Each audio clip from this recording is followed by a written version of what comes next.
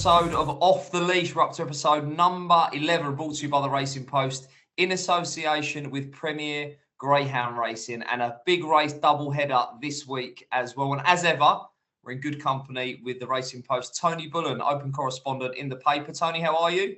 Yeah, not too bad, Dave. Again, the racing's just getting better and better. Some of these finals, the cream's really rising to the top, and bit of a couple of puzzles to solve this weekend. Yeah, two big finals, two tricky puzzles, as Tony says. Do remember to like, comment and subscribe to the Racing Post YouTube channel. We're bringing you content almost every day of the week, and we'll be here every Wednesday as well, previewing the week ahead in the world of greyhound racing. And we're going to get stuck straight into the first of them. Both big finals will be on Saturday. And up first, we head to Monmore for the £20,000 Premier Greyhound Racing Puppy Derby Finals, the most lucrative puppy competition of the year, 480 metres at Monmore. And we're going to dive straight into the three semi-finals from last week. First up, we go with Tony's anti-post selection, O'Maherty for Tom Hilbron, who goes marching on again, Tony. This was a really impressive performance. He did the business from trap 5, 28.41, runner-up Droopy's Eunice in trap 2, runner-up in the Northern Puppy Derby up at Newcastle. She's into another final. Yeah, this Northern Puppy Derby form's working out really well, and O'Maherty's really taken a shine to this speed track at Monmore. He had to stand on his feet this time around. He didn't clear as comfortably as he did in the first round, but he's a winner. 5 wins from 7 competitive starts to date. And when he gets on the bunny, he's a nicely balanced dog, and good all-round pace shown from O'Maherty. Droopy's Eunice, she's another one, made a bright start to her career.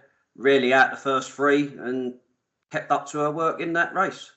Yeah, and to keep banging the drum of something I've said on the show a few times already since we've started recording this, is that Maxine Locker's put together a nice team of dogs to go to war with this year, and this will be her third and fourth Cat 1 finalist, because she's obviously got one up at Central Park, which we'll get onto a little bit later on. Semi-final number 2 then, and a grounder I've taken a real shine to, Untold Dollar. This was very impressive. Tricky draw. We knew Vixen Halifax was going to move away from the inside, but Carol Weatherall's pup here, Tony, just brushed those aside on his outside, and he was away and gone. Very impressive. 28.27. Nice burst of early. Get Up Me Champ in trap 3, finishing second. Yeah, it was a distant second. No, I mean, as you say, I know you was champion in this fella. He shaped well on debut. He's the youngest in the final as well. He's only an August 22, son of Newin Taylor. I like his stride. When he's in full flight, you can see the dog really covers the ground. There's more to come. And if he clears the inside, he's probably going to take the beating, in fairness, but it's still wide open. Wide open. Yeah, Get Up Me Champ as well, running on gamely, fending off those in behind for that second qualification place. But a nice performance, 28.27 from Untold Dollar there. Right, on to semi-final number 3, and step forward, the anti-post favourite here. It was Clona Curly, who run well in defeat in the opening round, and ran well, I thought, in defeat again here, Tony. Did get a little bit messy. Now, the winners, winner came from track 3, Barntick Bear, 28.29, which I was a little bit surprised by the clock here, given how this race unfolded, but a really nice run, massive back straight pace from Patrick Janssen Youngster, and Clona Curly flashing home just to qualify. Yeah, I mean, Union Rebel showed good early pace as he had been in previous outings at Monmore, but you got the 2 strong runners. I mean, both of these are probably not really Monmore dogs. I mean, you've got Barntick Bear. He's got 29.14 to his name at Toaster, which underlines his talent. And Clona Curly, I mean, he broke the 28-second barrier in solo trials in preparation for this event, but he's just got detached in his races. The fact that he's qualified, though, and he's made the final is reason for the others to be worried. He produced his very best form to win the Northern Puppy Derby at Newcastle, and I've just got an inkling. I like the makeup this time around. I don't think he's going to get in serious traffic, and I think he'll get into a rhythm from halfway. Well, I think there's certainly an argument that he's the quickest of the 6 dogs over the 480 metres. But will the track suit? We'll find out at 12.47 on Saturday. There's £20,000 up for grabs in the Premier Greyhound Racing Puppy Derby final. I'm bringing the draw now, along with the betting. Best prices in the village here. 12.47 down the card. Then Droopy's Eunice at 6 is Untold Dollar. Biggest 5-2. Barntick Bear 5s. Get Up Me Champ at 20. O'Maherty, the middle seed in trap 5. Clona Curly another middle seed in trap 6 and around about 5-2 as well. 2 middles, 4 railers, 480 metres. And from what you're saying, Tony, I think you think the anti-post Jolly's going to oblige. Yeah, I mean, look, 2's the dog. I mean, if 2 clears Droopy's Eunice, it's probably the scales are going to tip in the favour of Untold Dollar. But I think 5 can pace up, show his customary early pace. But if you watch the first round, Clona Curly give O'Mahirty about 4 or 5 start off the second bend. I'm not sure Clona Curly will turn as far adrift this time around, and it'll be an uninterrupted passage. That's all you want. It's not necessarily the distance is adrift. It's the uninterrupted passage. And I think you'll get that in this particular final. 6 for Tony then. I'm going to go with Untold Dollar, a pup I've taken a real shine to. I think he starts, I think he stays. He's massive down the back. And I think he might just get first run on Clona Curly. He's probably the dog, along with Barntick Bear, that I think Clona Curly might struggle to fetch in should they cut loose. He'll have to tread carefully because Barntick Bear, as we saw in the semi-final, will favour an inside line from trap 3. But I think 2's got the legs of 3 to the turn. Just go around on the shoulder of 1. I think Untold Dollar can cash in the first of, I think, will be many big finals for this youngster. Looks a really, really nice type there going forward. That is the 12:47 at Monmore on Saturday. It's the £20,000 Premier Greyhound Racing Puppy Derby final. You'll be able to watch that live on Sky Sports Racing behind the red button. Right, we'll move on then, because as I mentioned, it's a double header, big race double header on Saturday.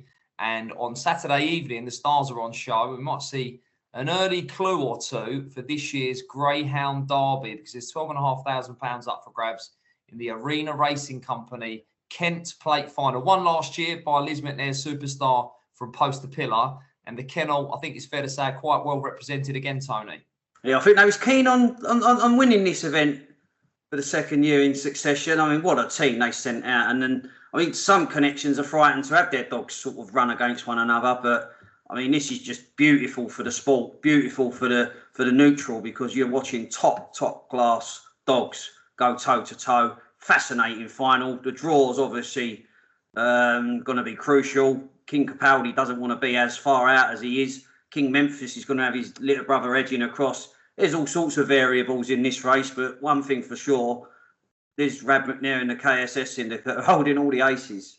They are. Right, let's have a look at how these grounds got to the final then. We'll start with the ground that is the anti-post favourite for this year's Greyhound Derby, and that is King Memphis. It was anti-post favourite for this event as well. He went in semi-final 1 from trap number 1, 29.05. Droopy's reserve for Maxine Locke in trap 4 was rubber qualified, but the writing was on the wall very, very early here. Yeah, what a start this fella's made to his career. I mean, he pegged back King Capaldi in the Puppy Derby at Toaster. That underlined how good a dog he is. He's not just a dog that needs to be off the front. He's another dog. When they're in full flight, you can just see the way he stretches and covers the ground. Only good dogs can post fast times and win in the manner that they do. And King Memphis, he was walking in Memphis throughout here. Yeah, really impressive. He starts and stays. He's the real deal, this dog, that's for sure. He's quite versatile when it comes to a trap draw as well. So he goes marching on, and he was closely followed by in semi-final number 2 by his kennel mate Queen Johnny in trap number 2 here. 29.28, YI Man, the Derby plate winner for the champion trainer Mark Wallace. Inside 2 were the 2 that qualified here, but she's explosive from the boxes, this bitch in the blue, and she did it again. Yeah, she's brave at the bend. I mean, Swindon Produce Stakes, British Bred Derby at Sheffield. Again, 14 wins from 20 career starts. She's put the gents in their place. She's put the bitches in their place. She's just a lovely, lovely bitch. And she's posting the time. She's improved as well. This was her fastest time that she had posted at Central Park in recent outings. Again, she's probably going to have to front off to upstage the litter comrades, but I don't know. I just think it's such a wide open race. If she gets off the front, she's going to ask them a big question. Yeah, she can certainly break better than she did in that semi-final. As I say, she is explosive from the boxes, so that might give her the edge, because I think it's shaping like a final. I think you find the leader, you're probably going to find the winner. But we'll get on to that. Let's take in the third semi-final, and the Greyhound who I've just fallen in love with. I fell in love with him at Toaster. He's a little bit dependent on being somewhere near the inside, but my word, this dog's got some pace to the third turn. He'll pace up nicely and fly down the back. And he did so again here. King Capaldi in trap 2, 29.13. Queen Shakira in trap 4, also for Liz McNair. And the definition of quick away here, this was something to behold here. He just flew from the traps. Yeah, and he's gonna have to repeat that in the final. I mean, he was in trap 5 behind Churchfield Sid at Monmore in the Gold Cup recently, so he's got the pace to cut across. It's a nice run to the turn, the 491 metres at Central Park, so that will suit. But I just think if King Memphis can turn in pursuit, it might be a replica of what we saw at Toaster, because I do think King Memphis sees out the trip a little bit better than his little brother. Well, yeah, that was King Capaldi doing the business, 29.13. 9.02 on Saturday at Central Park. There'll be £12,500 up for grabs in the Arena Racing Company Kent Plate Final. And it's a tricky one. There's 6 railers. We'll bring you the draw now and the betting. And down the card, Queen Shakira at 5s for Liz McNair. Queen Johnny at 5s for Liz McNair. Droopy's Reserve at 16-1 for Maxine Lott. King Memphis, 11-8 for Liz McNair. King Capaldi, 11-4 for Liz McNair. And YI Man for Mark Wallace. The rag of the field, drawn widest of the 6 railers at 20-1. Talk to me, Tony. Where's the angle in here? Does King Memphis just show his class? I think it wouldn't. It's not a betting race. It's a watching race for the purists for me, because he's such a good quality final. I mean, Droopy's Reserves saved his best form for Central Park, and YI Man, I mean, he's out in 6, but he's going to be tapped for a yard of early in any case, so probably not too bad a draw for him in fairness. But yeah, I'm going to stick with King Memphis. I just think he's the ultimate pro. He's a winner. I mean, they're all winners, but he's a proper greyhound, this King Memphis. Nice size, 34 and a bit kilos. He's got 2 kilos on his little brother, King Capaldi. That might just give him the edge. If it was a boxing match, he'd have the edge. And I think in the race, he'll have the edge.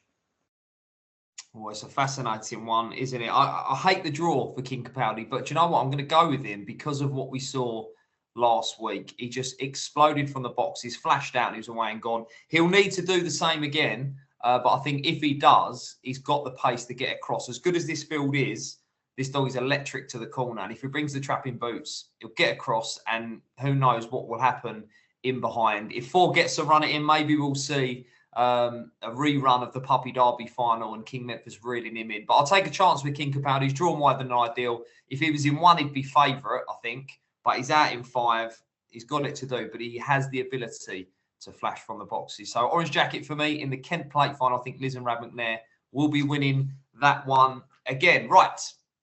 Do get in touch with us. I've been scouring through YouTube messages on social media. Picked out one that has popped up quite a few times, actually. And this one's from Basler737.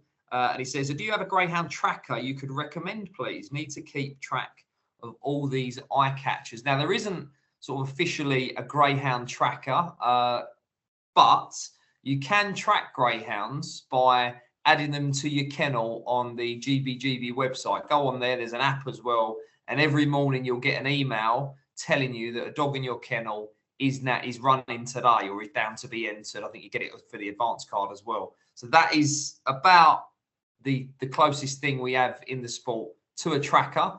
So there you go. Add dogs to your kennel and you'll get a notification when they're running. Thank you for that, though, Basler737, which rolls off the tongue. Right, it's that time then, Tony. Best bets of the week. We've got brilliant racing. 2 Cat 1 finals this weekend. 1 at Monmore, 1 at Central Park. But you can go anywhere this week for your best bet. Where are you off to?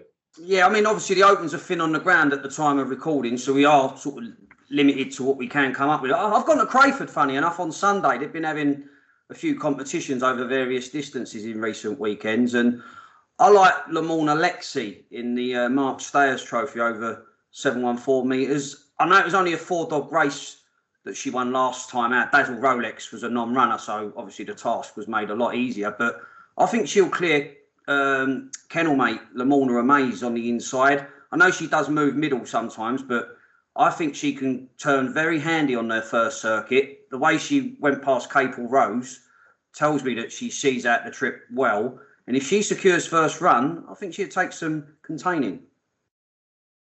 Well, there's Tony's best bet. And do you know what? I'm going to Crayford as well for my best bet too. Best bet of the week is going to be Miss Sid on Sunday at Crayford in the 7:56, the Ladbrokes.com March Maiden Trophy Final. Now, got turned over in the heats last week at a very short price, but was travelling all over the winner and short a racing room throughout. A better start, go around on the shoulder. And I'll tell you what, on her 4 Ben clocks, it wouldn't be beyond the realms of a possibility that she goes round in front, and then that will be that. So a strong selection for me. They're Miss Sid in the Maiden Trophy Final at Crayford this weekend. This has been Off the Leash. Next week, we'll look back at the 2 big finals, and then we've got the Grand Prix and the Gym Crack on the horizon as well. It's never ending, Tony, right? It is, mate. It's good racing. Like I can't complain. When you got racing of this class, bring it on. Bring it on, indeed. We thank you for your time and your expertise as ever. Thank you guys for watching as well. Do remember to like, comment and subscribe to our videos. And of course, hit that notification button on the Racing Post YouTube channel. This has been Off the Leash. And please do remember to gamble responsibly. We'll see you next time.